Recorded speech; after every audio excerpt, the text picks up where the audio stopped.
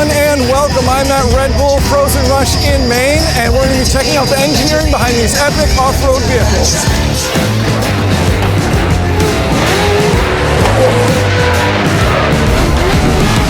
These trucks are referred to as Pro 4 trucks or professional four-wheel drive and compete across a course approximately 1.5 miles in length in single elimination rounds until a victor is crowned.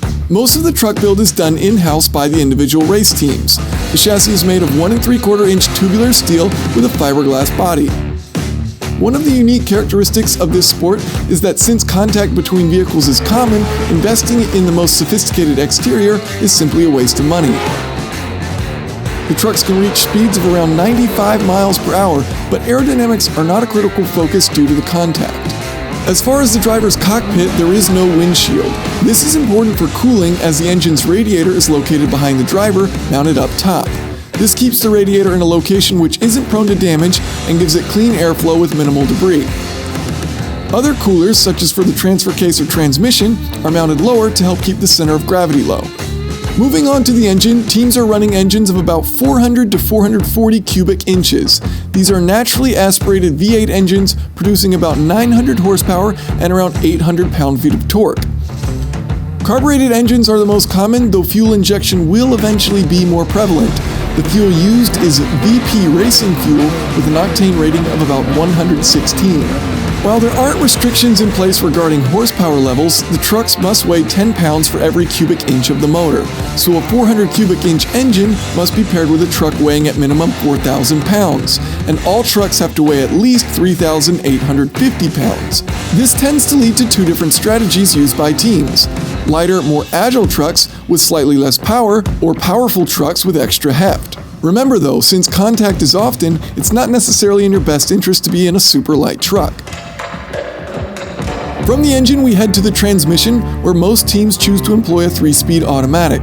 Power is split through a transfer case between the front and rear. This often allows for the ability to send more torque to the rear in order to improve cornering and help the vehicle rotate. Up front, regulations are fairly open, allowing for a variety of limited slip differential options. In the rear, a lock differential is required. The fascinating part about the all-wheel drive system is the process of selecting gear ratios. Gearing adjustments can be made through the transfer case and differentials, but here's where it gets tricky. Typically, at the beginning of the event, the snowpack is hard, making tall gearing preferable as the trucks can reach higher speeds. As the event continues, the tires tear up the course and this softens the conditions, making shorter gearing more beneficial, allowing cars to accelerate quicker in the deep dugout track. The catch is, there really isn't time to make gearing adjustments throughout the event, so teams need to choose their gearing strategy from the beginning, knowing that they'll be compromising their vehicle in some way, either at the beginning or at the end of the event, depending on how far they think their team will make it in the elimination rounds. Moving on to the suspension, independent A-arms are used up front while a solid axle is used in the rear. The suspension has about 18 inches of travel up front and 20 inches in the back, allowing for it to soak up the rough course. As far as camber settings, most teams will run fairly close to zero. Because they're running on such loose surface conditions, this tends to maximize the contact patch. Speaking of the contact patch, the tires used are one of the most unique aspects of the trucks, as they're designed specifically for the sport. These are 35-inch BF Goodrich TA FR2s, the FR standing for Frozen Rush. Every tire has 700 studs, and since all teams run the same tread, the playing field is kept level as far as traction is concerned. The tires are matched with 17-inch wheels, covering up the disc brakes at all 4 corners. Running slightly more brake in the rear can help rotate the vehicle to better set it up for a corner. Because the vehicles are so close in competitiveness, a lot of what determines the victor is who remains flawless in their driving.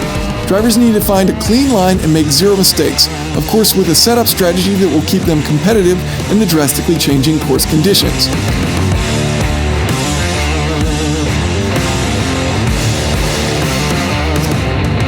Of course, a huge thank you to Red Bull for having me out to the event, and congratulations to Bryce Menzies on the win. Thank you guys for watching. Feel free to leave your questions and comments below.